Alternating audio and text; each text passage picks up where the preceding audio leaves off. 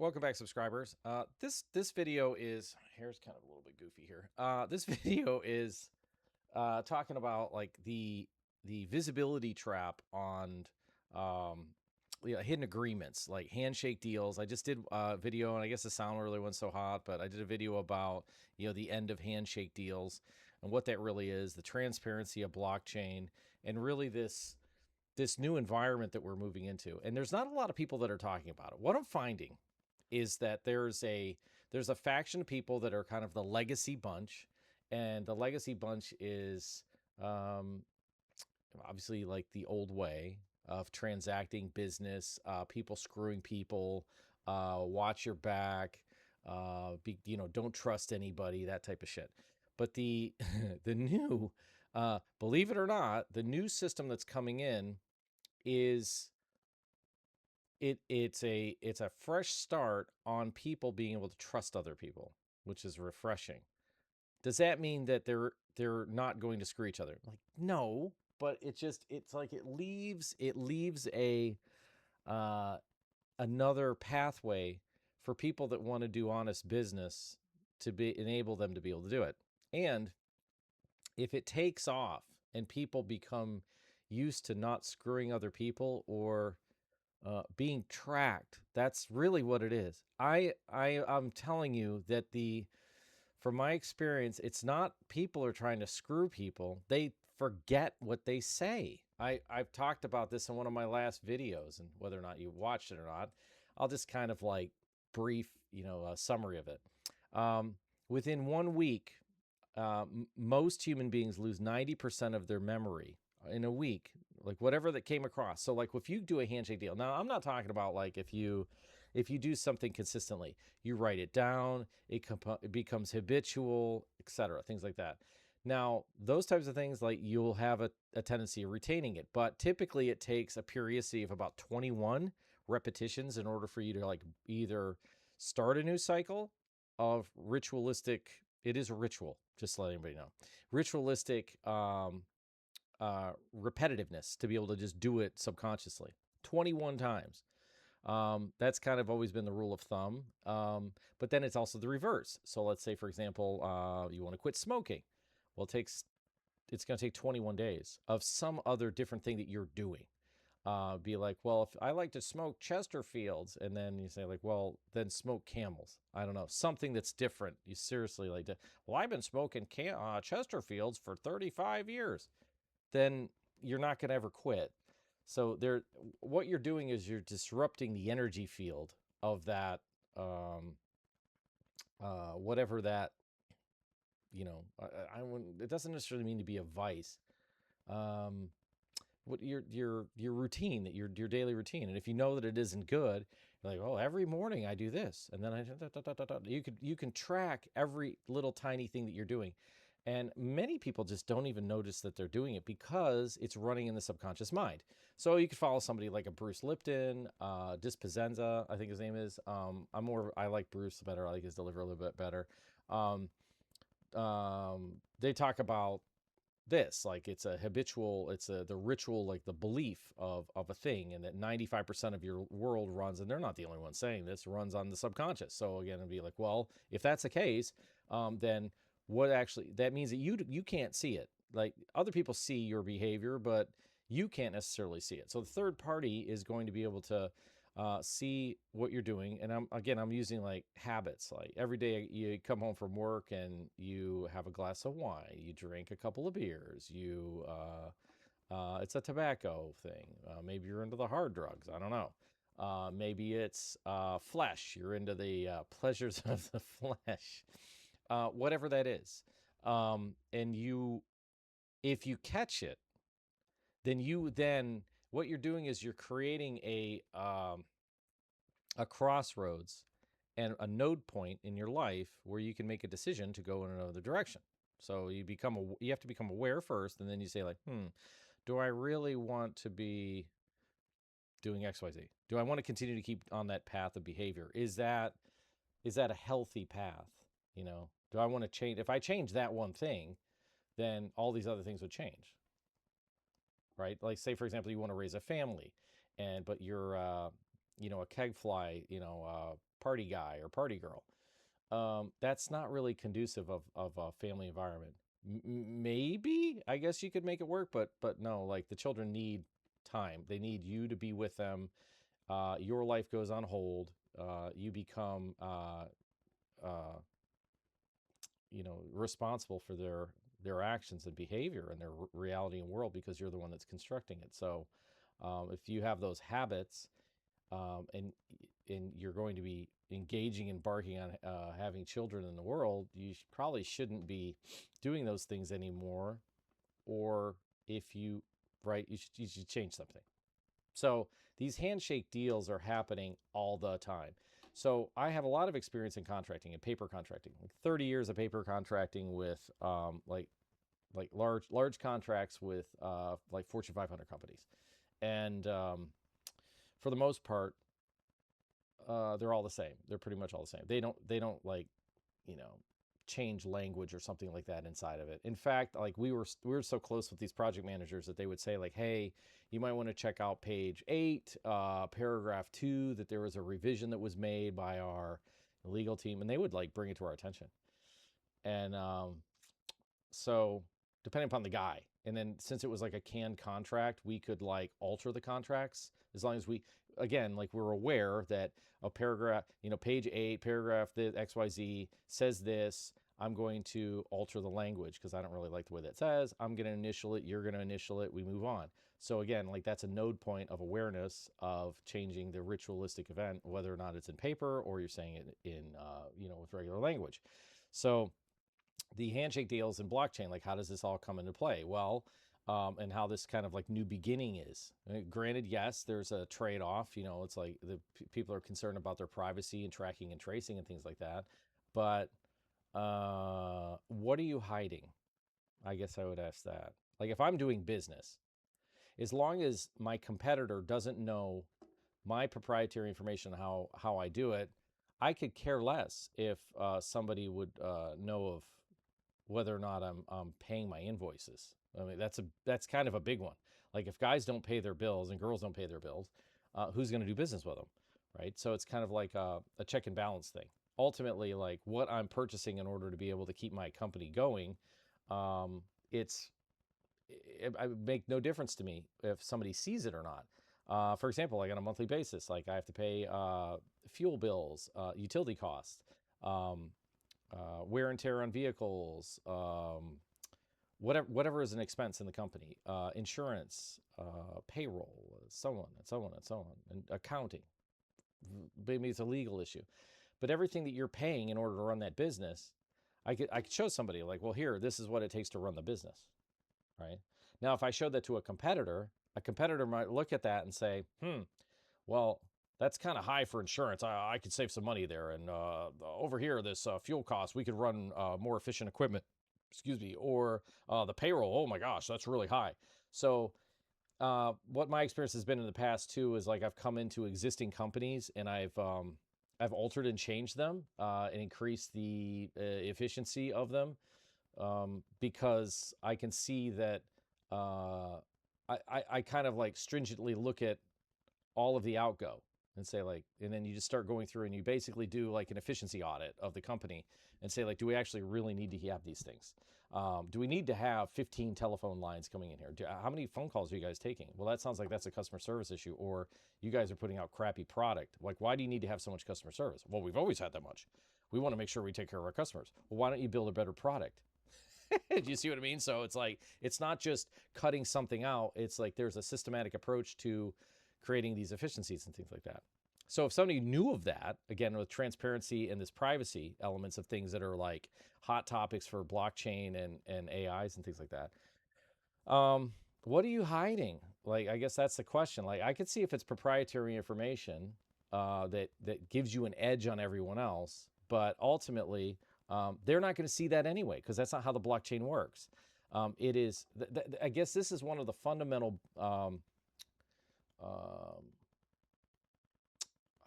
processing problems that people are having whenever they start hearing this language, and like what's being put out in the the mainstream narrative is that they're going to be able to It's kind of like a pull your pants down type of thing. Okay. And with the business, that there is no privacy. And then on the public level, the civilian level, it's the same thing. Like everybody's going to be walking around with no drawers on. And be like, well, kind of, but not really. It's as if so the agencies that have abilities to look into what you're doing, which would be like the financial agencies. If you're moving money cross border, that would be FinCEN. And that's been there for a while. This isn't, for example, if I move money from the United States to Australia with like Kalen Brown or one of the other, I have to move money into Europe with somebody else that I'm doing business with. It has to run through a channel to make sure that I'm legitimized. Okay, that the money and transaction, it's not necessarily privatized. Now I can do that privatized, sort of, where it doesn't go through those elements through blockchain. There are privacy coins and things like that you can run that they don't really look at, but that would technically mean that if I'm running it through as a business, that you're doing it off the books. And I've talked about this. I said you're either like doing it where it's been accounted for or it's not. And most people don't do accounting. They even people that run businesses, they do a crappy job doing accounting, and they don't really know what their income and their outgo are. And then that makes that's problematic. So the same thing happens. Most people that aren't running businesses, they're not doing that. Like the vast majority of the people that are, how many people actually, file their taxes? It's not what you think. I've run into a number of people that, as we get to talking about these things and these changes and how they're going to be basically declared, like be like, hey guys, the party's over. You're going to have to, file your taxes. You're going to be looked at, because there isn't going to be a way to get away from that. We're like, well, why aren't you paying your income taxes? Like, why aren't you taking that's like your responsibility. And not a lot of people, but there's been people that have come across because they know that it's a problem, and they're like, well, what's the workaround? Am I going to get in trouble? And I'm like, so from what we're seeing just in something like that, we're seeing that it's a case-by-case basis, and we're going to be, it looks like 2028 is the date, the timeline of being able to get your stuff cleaned up. And probably it's going to be more penalties, and I would say learning the system of what it requires you to do, meaning like, okay, from this point forward, there's no more games. So I've told people, I said, well, if you've been doing, one guy I talked to, he hadn't paid taxes like ever in his life. And I was like, well, if you technically have never paid, then they can't go after you. I said, if you were like a tenant, I said, technically, I said, if you filed, then that basically identifies you in the taxation system, believe it or not. And then that's how they would be able to, send you audit information. But if you've never filed, I said, then yeah, kind of you're out of the system. I said, but the problem is, I said, is that the new system, just for you to be able to buy anything, is going to be requiring you to be identified in the system. And I said, so I'd say like probably the party's over. I'm like, you can continue to keep doing that, I guess, as long as you want. But ultimately, like employers, as soon as, if they're using banks and digital systems, which everyone is going to be coming in line with this, because it's like a top down type of thing, like if you're going to be doing your own personalized banking, and paying people, let's say with crypto off the books, I suppose you could probably keep doing it. But ultimately they could shut it off. Like if you're a pretty heavy player, if you're a small fry, like the people I'm talking about are maybe I think the one guy was making, $150,000 a year. The other guy, anywhere from, 200 to 250. It's kind of like a decent amount of money, for like a W-2 income job. But they were like subcontractors. So it's like their own company. It's what they're trying to do is identify where all the money's going, like auditing it. Like there's no like that freedom business where we don't, your money isn't going back into something is like that's the reason why we have so many problems and so much corruption and problems. So if you have a more transparent system that they can track these things, then there'll be there's plenty to go around, I guess is what I'm saying. Like, like if everybody, I'm thinking like as like being in high school, and I don't know, like cheating on tests or trying to try to win over, or you're a party person, right? You're 16 and you want to go buy alcohol and have a party. You find a workaround, right? And that's, humans do this like constantly. There's just trying to find some way, be like, well, I don't want to do all that. I want to get, have an easy way of doing it. And I imagine there's going to be mechanisms. It's just that they're closing these doorways so that whenever you, for example, you're like, well, I'm not going to do that, but I want to go take, I want to buy an airplane ticket to go overseas to go, I want to go visit Europe, and you're not going to be able to do it. That's what I said. They're closed, so they're closing these elements. It might be that, you want to buy, it might be capped at $1. You want to buy an automobile, and you can't get financing for it because the credit systems are going to be transparent inside these systems too. So again, it's only time will tell. But again, if you're like, what do you have to hide? Like if you've been sitting on your ass and you haven't been doing your taxes, and you haven't been, you're not filing, and you're running a very loose lifestyle. It's not hard to do it. It's not really that hard. So it's my money. I get it. I'm a business owner. I get it. But they're the rules, and they're now going to be actually enforcing the rules and say, like, you have to. These are laws and rules. If they can put you in prison for it by not doing it or doing it wrong, then that's a rule. It doesn't matter where it is. If you don't like it, then go somewhere else. I don't know. Go to North Korea. See how it works out over there. So there's other jurisdictions that you could go into. And we do talk about some of those things inside the reservoir, because Franklin has a lot of interest in that, because he has access to multiple venues of different countries because of his family background. That he can move into some South American territories like pretty easily, and have multi jurisdictional passports and things like that, like multiple passports. So yeah, these handshake deals, they're going away, and the reason why they're going away is because people forget.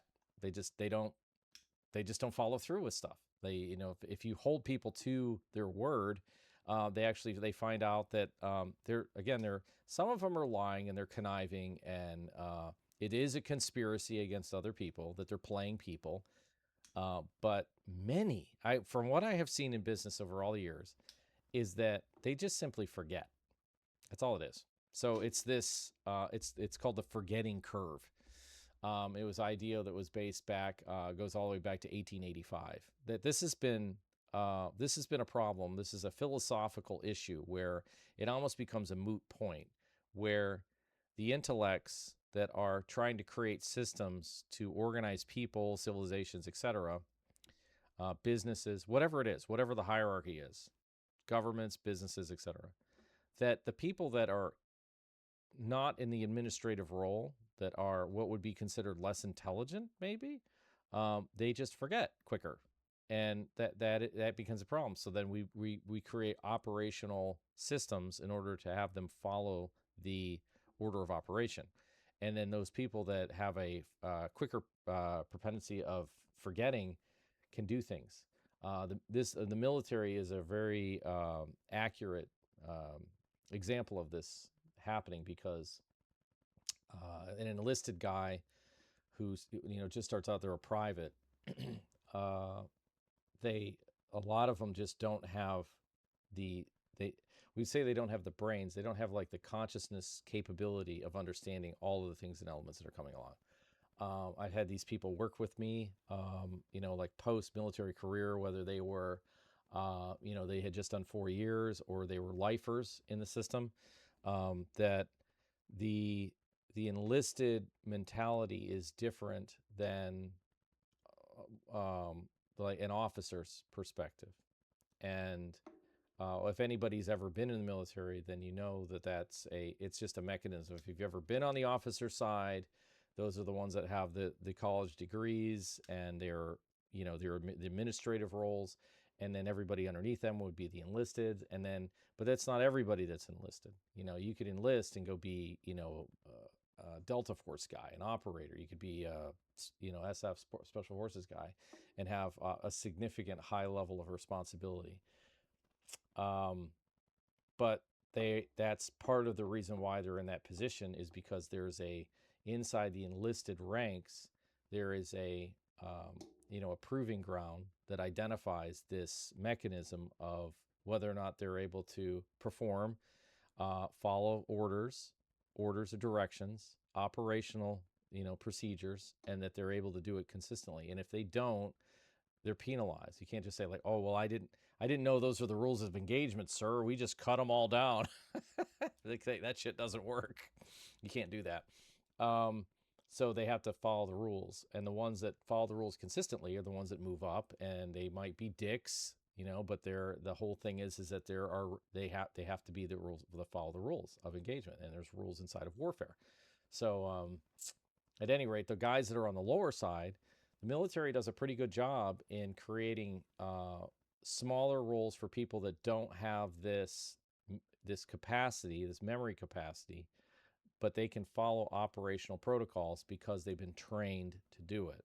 All right, so this is a great example. Now, in the civilian space, we don't really have that. Small business owners are having to do exactly the same thing the upper brass are trying to do. The officer side of the military is trying to do with the enlisted side. So if you're a W-2 incomer, you're basically considered like an enlisted, and be like, yeah, but I have an engineering degree, and be like, well, you're still following orders. You're not just a rogue engineer, then just go engineer whatever. You're working for a company that has, we're working on this project and we need you to engineer this, whatever this thing is, and it's like, well, we need it to be innovative. Well, again, it's still inside of a specific framework box. So if you're actually on the side of contracting to be able to have the ability to do that thing, then you're responsible for creating the operational, procedure to be able to get that done. So there's a responsibility for this. This is a major factor moving forward. Now, how does it come back in with the blockchain? Well, the blockchain, it doesn't really allow you can't forget if you do have a transaction with somebody through a smart contract, and the problems that happen inside of contracting in business is that one party, there's a discrepancy, and it's because of this forgetting thing, or it's not written in the contract and somebody's trying to mess with somebody. Well, I didn't know you meant that. I have been in situations where these are people that have practiced law. They have law degrees, but they don't practice law. They have law degrees, and they're business owners, and they purposely set people up that if they don't put it in the contract, they take them for a ride. All right, and this is absolutely a thing, and that's an operational mechanism that they do, that they're absolutely working the system because they know that they're not breaking trust, but they're doing it on a dirty directive, that they have a completely different agenda, that they don't have any intentions in paying you. I could tell the stories, and I'm talking about like vice presidential level, and just knowing what type of person they are. So, and you just wouldn't want these people. You wouldn't like crack a beer with them because they they're not good humans. They would we would look at that as backstabbing. Now, again, with I think I'll tell the story like privately. I wouldn't put it in public because it's the person that I'm thinking of that just popped in my mind has a lot of power. So I'm not going to say the person's name. I think I'll probably tell the story privately. But again, it's just a mechanism of this transparency element and somebody taking somebody for a ride and screwing up business and commerce. Now, in blockchain, if you write the contract and the contract is tight, each party, there is no real going back on it. There's no this happened a lot in contracting, like remodeling projects, that things would just, like, if they didn't get written down or they didn't get billed, then they couldn't be billed. Or if they were billed, and the customer pushed back, hey, like, can you prove that this thing was in there? And they didn't, based on trust, both parties have to trust each other. It's very similar to like a love relationship, I would say, in that whenever you're doing remodeling projects on people's houses, that They have to trust you that you're going to follow through and put all these things that were allocated out to do the job right, and trust you that you're going to be uh, you know not taken for a ride, not going in there and if it requires 4 nails and you're putting in one or no nails or whatever, things like that they know that and reputation comes into play with that. So at any rate, if it's in the blockchain, and it's a smart contract in the blockchain, you can each party will know exactly that there's no going back on it. There's no like, I lost my receipt, I didn't get that invoice, it's not possible. And one way you can see this, how it's identified itself to a lot of people would be, like say Amazon. You get a delivery at the house, and now they can prove that it was delivered because they take a digital picture of it. It's stored on a digital format, and they so if somebody says, hey, I never got the package, you'd be like, hey, look, asshole, it's right here. Be like, it got delivered, sayonara. Well, that was stolen. Well, as soon as it's on your property, it's not our problem anymore. We did what our job was and delivered. Now just imagine like how much of that theft happens, whether it's people that are um, working the system and having goods shipped to their property, and then basically stealing. It's delivered to their house and they steal it and said they never had it. um, that's a lot. That was rampant. But this digital system repairs it. Say like, well, how long would you have to have that saved in the system? Oh, well, that's where the data centers come in. So I'm just showing like one example of that, where you'd have these pictures taken of delivery, and it cleans that behavior up like quite quickly. Or you find out like if somebody has the Ring doorbells or another one. So now you have a two-party digital transactional proof that that it was actually delivered, right? And so Amazon takes a picture and your Ring doorbell takes a picture. So now I got, a double system, twofold, check and balance to make sure that actually, in fact, that this did happen. It's as good as it gets. I mean, comparable to the old way that we were doing it was, it's trust. It's all based on trust. So the new digital system, again, is it's based on trust. So the more that this happens, that behavior of people stealing packages off of porches and things like that, like are they going to not do it anymore?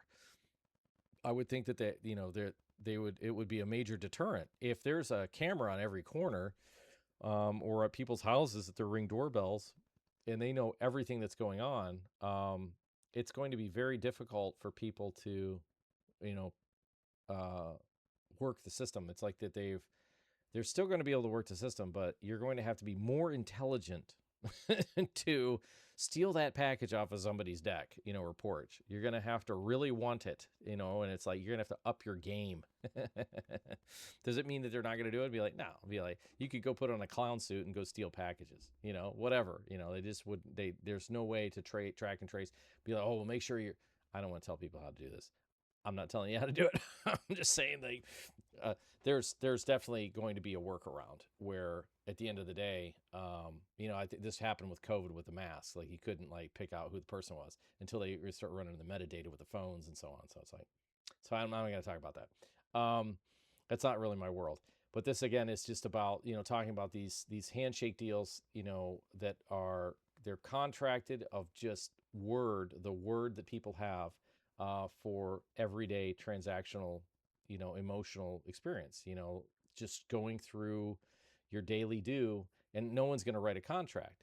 You're going to say like, oh, I have to go out and if you ask somebody, hey, can you go get my mail? I'm going to go on vacation. Can you get my mail out of my mailbox? You tell your neighbor.